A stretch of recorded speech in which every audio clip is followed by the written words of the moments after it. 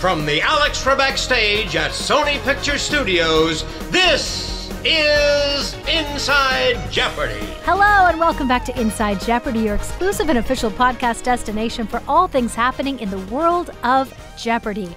I'm Sarah Foss and I'm joined today by the host of the other great podcast, This is Jeopardy, Buzzy Cohen. Thank you, Sarah. Yes, I'm now like a podcaster. Yeah, you are. It's like, I mean, you got 2 pods under your belt. I know. I was like, everyone has a podcast. How can I do better? I'm going to have 2 podcasts. Yeah. And 2 incredible podcasts, might I say. Well, anything that has to do with Jeopardy is incredible, but I am very proud of both of these podcasts, Inside Jeopardy and This is Jeopardy. I did a Reddit AMA last week, and I mentioned that I really like how on Inside Jeopardy we get to talk about what's going on now, what's going on in the future, and on This is Jeopardy we get to look back on how we got here. And so it's like each one helps me with the other one, because I think since I started working on This is Jeopardy, I've been able to bring more of that information to bear on our current events of the show. Yes, and in your first episode, yes, you took us back to the beginning.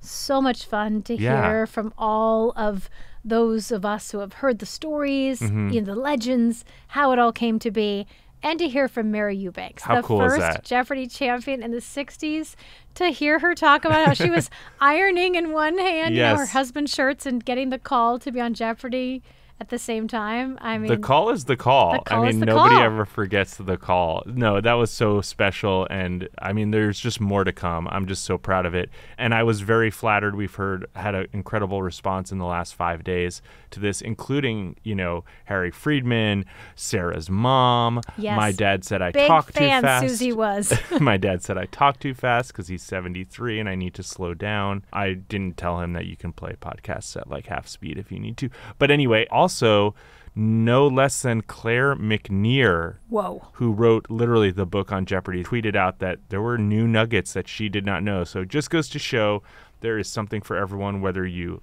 are a huge fan of the show, which I assume you are if you're listening to this podcast, or not. But there's always more to learn, and it's been fun to uncover it. For those of us who get to listen and learn along with you, thank you. Even those of us on the show, we're learning as well, and I think that's the sign of something that is well done, well-produced, well-researched, and well-hosted, Buzzy. Oh, thank you. Well done. I just want to say to all of our listeners out there, if you missed the AMA, you can always send your questions here to InsideJeopardyPodcast@gmail.com, and Sarah or myself will try to answer them. Yes, you're not limited. If you missed it, Buzzy will still reveal everything that's in his head. Just send it right here to us. Yeah. Well, as if the podcast wasn't enough, we are just 1 week away from the airing of Jeopardy Masters.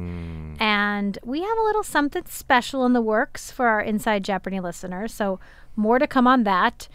As you may know, last week on the pod, we said we were just 1 day away from shooting the final episodes of Masters. We had a production challenge, if you will, and we did have to postpone those tape days. So now we are once again 1 day away. We're going to do it tomorrow. It's Groundhog Day here on Inside Jeopardy. Every Monday, we're just going to play the same music. We're going to talk about how tomorrow we are taping the final 2 episodes of Master. I hope not, actually, because I really want to see what happens. Yes. Well, actually, the show must go on is no more accurate than it is right now, because our turnaround for post-production and when we need to get these shows on the air, it has to happen tomorrow. And it will happen tomorrow. Everything is going to be perfect, and we're going to produce more awesome television that you will be able to see starting May 8th on ABC. And it's a busy week of Masters. So the show debuts on May 8th. It airs again on May 9th.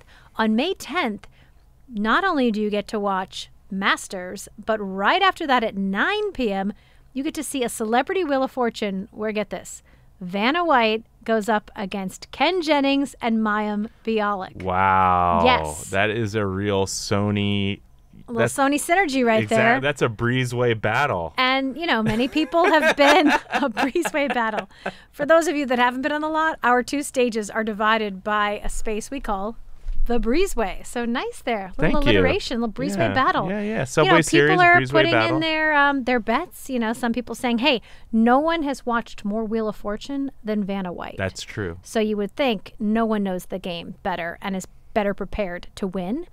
Then you have Ken Jennings, lifelong game show fan. And also extremely strong in wordplay. Yeah. I got to hand it to Ken. Like, of all the things that of all the other games, I could see him dominating on, like, the kind of wordplay, whether it's this or lingo or something like that. Like, that's where Ken just absolutely shines. And then you have Maya Bialik, who I think is probably the most comfortable being on television, spent Absolutely. her whole life on television, and has had so many different, interests and areas of expertise Sure. that who knows what she's going to come up with. So it's going to be good.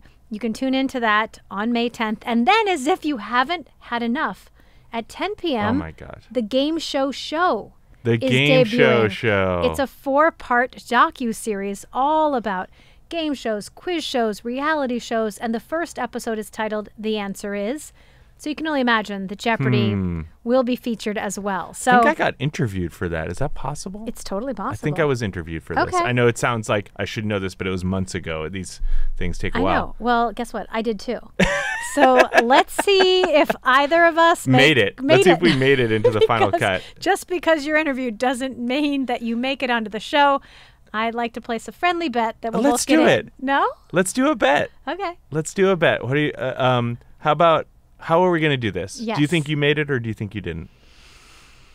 I just don't know. I have actually told my friends at Jeopardy this is the first thing that I went out and did that I have no control over. When I was delivering clues, anything I've done, like I kind of get to see what makes it onto the show. Whereas in this case, we did the interview, the footage went out into the universe, and who knows what will happen. How about you? I think I did mine like remotely. Is that possible? It's possible. Can't remember. I definitely remember doing it. I remember talking to someone, and I don't think I made the cut. I'm just getting that feeling. Okay. Now that we're talking about it. Okay. I feel like they probably would have followed up with me or something like that, right? I'm nervous for both of us. I'm nervous for both of us. Of course I want to be in it. I wanted to say something so pithy and wise that it would end up like kind of being the crux of the episode, but I don't think it's going to happen. I do want to say what an amazing night of television. Yes.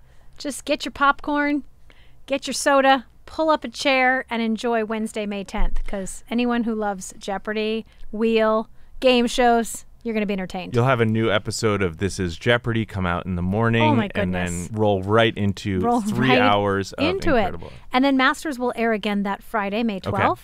Yeah. And then we head into the next week, and we kind of fall into a Monday through Wednesday pattern. Love it. So we'll have Monday through Wednesday, the 15th through 17th. We'll come back, and we'll do the semifinals and the final, the 22nd through 24th.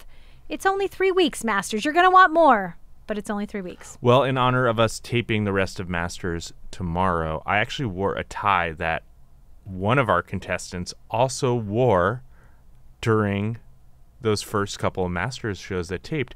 And I would love our listeners to, once you get to watch Masters, try to guess which tie I'm wearing today on the pod. I can't. You can't place it, I can't can you? place it quite yet, but I don't will. even want to describe it. I just want people to Okay. see our contestants up All there and right. say, that looks like a tie Buzzy would wear. I like it. Well, we have Masters, Yep. obviously made up of, I would say, some of our super champions, or certainly some of our most stellar champions. And so I came across a Reddit thread that was pretty interesting in terms of the future of the super champs. Yeah. Basically, to sum it up, that, given this recent rise in super champions and masters, it's clear that contestants they're doing more specialized preparation to get on the show than in previous years. And that, perhaps you can train so much to get that Coriat score that you've heard so much about, now averaging, maybe it was 32,000 and you could train and get it over to 35,000. So mathematically, will a few years of preparation to become the next Holzhauer actually happen? Can you just really get in there and study to become a super champ? Can you actually do it, would you say? Are you asking Well, me? I know you can, but No, is no. there a way to really just I think so. train like an athlete to become a I think super so. champion? I believe so, yes. I believe so. And I've, on this podcast, said, and Michael Davies somewhat disagrees with me, but I think a lot of the rise of the super champ is that there is more material and guidance out there to help people do that kind of preparation before the proliferation of things like J Archive, or even we talked about the Buzzer blog, player preparation guides, but there's a whisper network. We've talked about the Bar Trivia Network. You might meet somebody who was on the show before and get some tips from them. There are interviews with people like me and James and Amy and lots of people who have been very successful, more successful than I have on the show, where they talk about the kinds of things that they do to prepare. And so I think there's more resources out there. And I think, to me, that is the big difference, and I do think we're going to see more Super Champs, because I forget who I think it was with Claire McNear. She interviewed me for The Ringer about the rise of the Super Champ. Mm-hmm. And my feeling is like we're at this point where, for a long time, tennis was a hobby for people, and they would go on the weekend and play tennis. There would be tournaments and prizes, and at some point, someone was kind of the first professional tennis player, right? Right. And they were training, they were practicing, they were working on getting better beyond just, I'm going to go play tennis again because I enjoy it. And I'm sure that was a huge shift where you had people in these tournaments who were casual hobbyist tennis players, and you had people who were 5 days a week improving their game. And I think that we're in that transition moment right now, is what I'm feeling. I don't know that Jeopardy is going to become all people like that, but I think there are more and more people that are approaching the game that way. What do you see, Sarah? Well, I think it's interesting that, Jeopardy's created 5 millionaires so far. 2 of them very early on, Brad Rutter and Ken Jennings. And then we had all these years where that didn't happen again. That level of play didn't happen again. And then we had so many, all out of season 38. So I think it's now become in the forefront of people's minds that you can go on to be very successful in this show. It's not just win 5 games, maybe win your TOC and go down in history. Now you've got things like Masters. We're bringing in the Jeopardy Invitational next year. You can make a career out of Jeopardy at this point if you are successful. So I think the incentive is greater than ever before. And for people that love this show and also love knowledge and learning and trivia, there's a new goal of what you can accomplish. And so I think that drives people to find, the additional study guides and the additional resources out there. And there's a target that didn't exist before. Sure. And getting into the kind of league aspect of Jeopardy where you're continually coming back. I mean, even let's say you don't win Masters or you're in the bottom 2 of Masters and you drop down, you're still going to come back and play at the JIT. I don't know if it's still called the JIT. Oh, yeah. Too legit to quit. But there's prize money in that. So I totally agree that this can become more of a lifestyle than just a visit. A career. A part-time career as a Jeopardy champion. Sounds good. I like it. Well, all right, Sarah. You've made a career for yourself, too, in this world. I have 2 podcasts now and all of the incumbent rights and privileges that go with that. But among those are getting to cue the beep boops and getting into this week's games. Well, we kicked off the week with Emma Hill-Capron going for her 3rd win up against Anae Tussaud and Dylan Hupp. Dylan came out strong in the Jeopardy round. A small $1,200 daily double, but finished the round with $7,400 in spite of wearing a quarter zip sweater. We also learned in the interview, despite that, many a successful champion has succeeded with a quarter zip. That's true. Dylan, we learned, was the captain of his Arkansas Quiz Bowl state championship team. He went his senior year. They won money, and they spent that traveling to the Quiz Bowl Nationals in Chicago, which he then told us they promptly lost badly. But hey, his skills are paying off here on Jeopardy. Yeah, and he continued to play well in the double Jeopardy round, although Emma, a slightly stronger game. Dylan went 9 correct, 2 incorrect.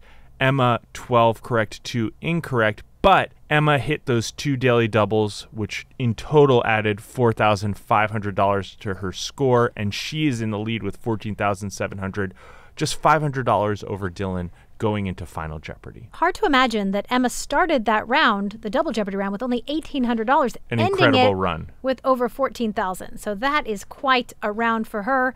Heading into Final Jeopardy, Dylan was the only player to come up with the correct response, gets that come from behind win.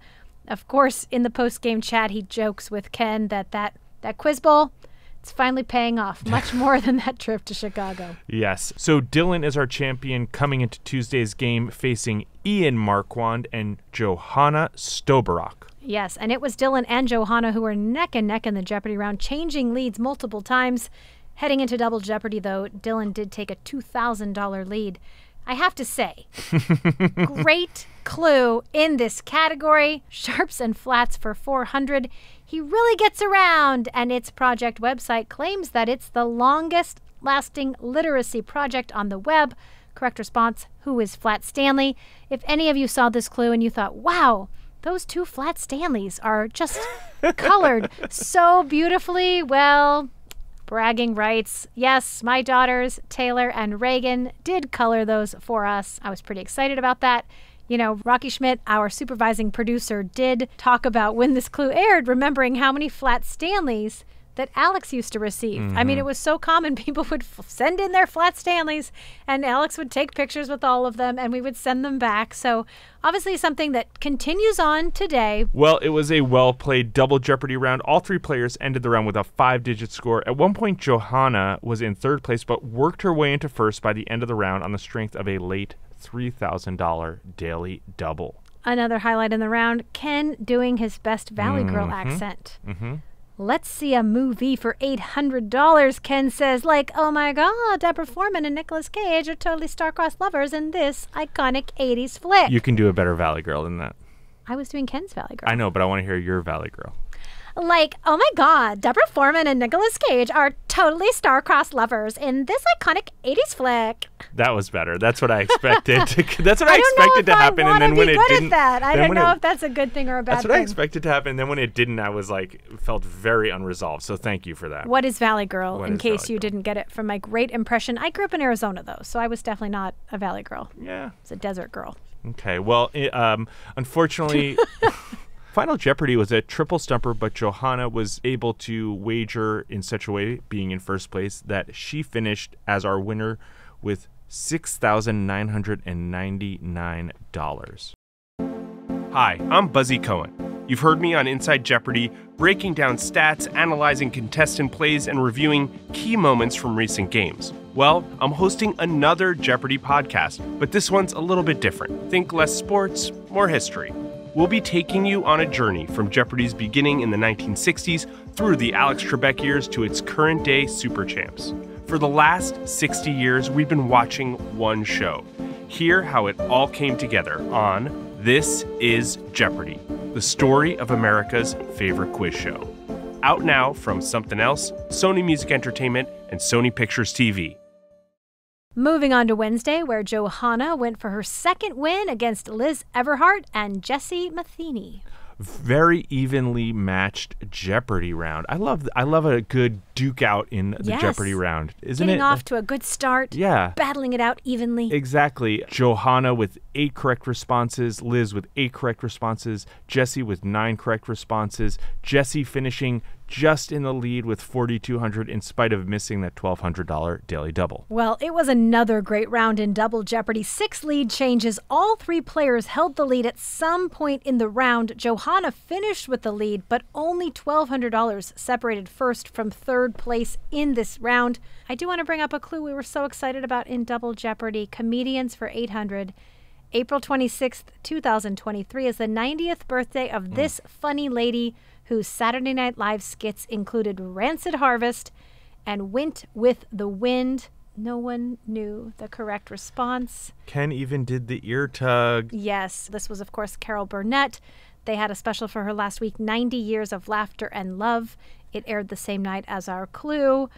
We shared this with the NBC team who was putting together the special, and they actually wrote back and said, sure hope they got it right. And we couldn't bear to tell them, actually, they didn't, but no less love for Carol Burnett. I don't know if you saw any of the interviews with her with this special. She is just 90 years young. She's truly an icon, one of my favorite comedians of all time. Final Jeopardy, another triple stumper, another low score. This time Jessie wins with $2,600, so Jessie can hold his head high knowing that he won the most money on the Alex Trebek stage for that game. Yes. All right. Well, we're heading into Thursday. Jessie returning as the champion to face Rebecca Bailey and Eric Anderson. Eric could not quite find his stride, finishing the Jeopardy round with $0. Jessie and Rebecca extremely close, just $200 between them. I really could relate to Rebecca in the interview. She said that her daughter did not want to go on the show because when she first started watching Jeopardy, it was during Matamodio's run, and then she saw Amy's run, and her daughter was afraid that Rebecca would have to stay for a very long time, so she wasn't sure she wanted her mom to be a Jeopardy champion. That's like the sweetest thing. Right? I want to take my headphones off and go hug my kids right now hearing that. Well, you can be happy knowing that Rebecca didn't win. So her daughter did not have to suffer any sadness from having mom gone too long. Spoiler alert, we haven't even got... All right. Take us into the double Jeopardy round. I'll take you into the double Jeopardy round. I'll take you there. Jesse, hitting both daily doubles, couldn't convert either one. So Rebecca is in the lead, but Eric staged a bit of a comeback, finishing the round just $3,000 behind Rebecca. And in Final Jeopardy, if I may, Eric is the only one who is correct, and that launches him to a Jeopardy win. Eric Anderson is the new Jeopardy champion. All right, he heads into Friday after that come-from-behind victory, going up against Catherine Cohen and Kevin Bell. That's right, Whiskey Ginger. We learned in the interview that Kevin's drag alter ego name is Whiskey Ginger. He tells us Whiskey Ginger is a spicy redhead, and he actually hosts online trivia as Whiskey Ginger. Ken, of course, joked that his drag name could be Della Double. Oh my gosh. Well, Kevin certainly brought some of that whiskey and ginger heat to the Jeopardy round. 12 correct responses, no incorrect responses, 80% buzzer percentage. I like those numbers, I gotta say. Finishing the Jeopardy round with 6,800. Eric and Catherine still very much in there, duking it out with 2,400, 2,800. Yeah, and in Double Jeopardy, Kevin continued that strong play, ending the round with a lead, but Catherine worked her way into contention with the help of a big $4,000 daily double late in the round. It wouldn't be this week of Jeopardy if there was not another triple stumper in Final. Ugh, we hate to see it, actually. So as a result, Kevin preserved his lead with that minimal wager, and Ken Jennings took the blame for this one. He said that the Final Jeopardy clue was actually inspired by him. The category U.S. landmarks, the clue in April 1975 to symbolize the start of America's bicentennial, President Ford lit a third lantern at this landmark. So the correct response is the Old North Church. Ken had visited it recently and thought, oh, there's a third lantern. That could be a cool Final Jeopardy clue. He joked that he was now thinking it may have been too hard and he should have just kept his thoughts to himself. I love the idea that Ken is out there as sort of a Jeopardy/Huell Hauser character, collecting interesting facts to bring to the show. Well, he certainly did. Best intentions on Ken's part. This was a unique day for us. It was the last tape day of Rocky Schmid, our supervising producer, who's been with the show for 38 seasons. That's incredible. He was a Jeopardy champion, for those of you that don't know that. And Alex Trebek saw something in him after his Jeopardy run, and he started working with Alex and ended up making his way to a very successful career on Jeopardy. He was a lawyer by trade, something that often came in handy as a producer on Jeopardy. I certainly had Rocky in my career from the very beginning. He was part of the initial Clue Crew searches. I remember meeting him, over 22 years ago. So to think that it was the end of a huge era for him, this was a unique day. I'm happy to say that Rocky, is still staying on with the show as a consultant. So we haven't lost touch with Rocky. He's still contributing in many different ways. And, he was ready to start stepping away after such a long career. He has a fabulous partner, and they're looking to enjoy a little more freedom that, 38 years with Jeopardy, shooting 46 weeks of original shows every year does not allow you. And I still talk to him very often, and he is very much in the know and helping out in a lot of things about this show. Yeah, I got to say, the entire Jeopardy staff is filled with incredible people, and Rocky, for me at least, has been one of those stars, really a special person and I think, a big part of what has made the show feel so amazing for so long, clearly. Yes, and his relationship with Alex was such a special one. Alex considered him one of his best friends. Yep. Alex and Jean were at Rocky's wedding in a tiny town in North Dakota in the middle of winter. They made the trek.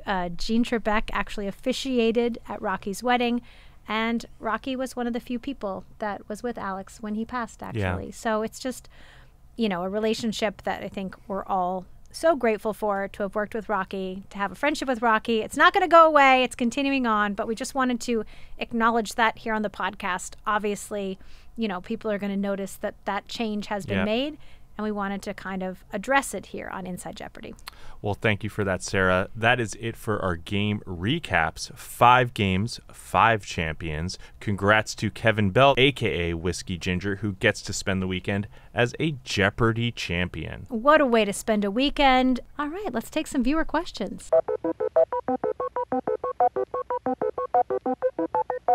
Robert asks, could a contestant write out the phonetic spelling of a word if they didn't know how to spell that word in Final Jeopardy and were afraid of adding in an extra syllable or changing the pronunciation with their spelling? Yes, and we often say we do not count for spelling unless it changes the phonetic pronunciation of the word. So in that case, yes, that's a safe way to write your Final Jeopardy response if you know phonetically how that word should sound. Okay, and Sarah asks, I was wondering what would happen if there's a multi-day champion during the UK's J run. Might this person or people be potentially offered a spot in the next Tournament of Champions?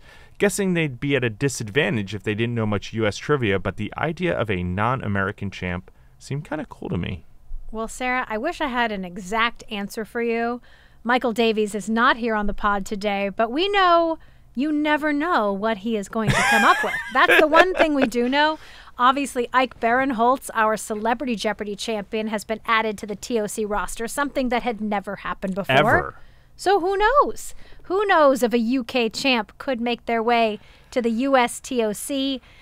Really excited for that version of Jeopardy to debut. There's also an Australian version that's in the works. So we've got to see how it unfolds. I like what you're thinking, Sarah, and we'll have to see what MPD thinks about that. Yeah, I'm excited to see how what Stephen Fry brings to the host's lectern. Yes, he came actually to Jeopardy this past season, and he sat in the control room. He was fascinated by it all. He's a big fan of the show. It was so fun to have a presence like that on the Alex Trebek stage. So we're excited to see him take the reins as host. Well, that's it for today's show. Be sure to tune in this Wednesday for another episode of This is Jeopardy. And as always, join us here on Monday for more gameplay discussion. And we may have a special Jeopardy Masters announcement for our Inside Jeopardy listeners, so be sure to subscribe to the podcast, rate us, leave us a comment, share across social, and follow us at Jeopardy on Twitter, on Instagram, on Facebook, on YouTube, and on TikTok. And please send us your questions to InsideJeopardyPodcast@gmail.com. See you next week.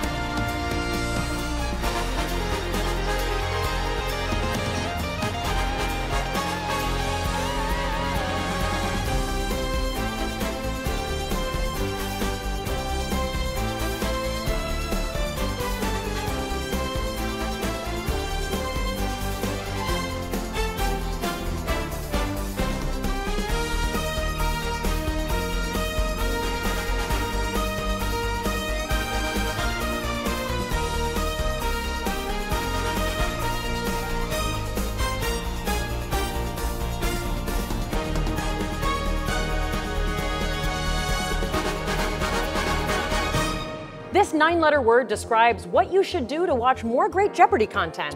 What is subscribe? Correct! Still got it.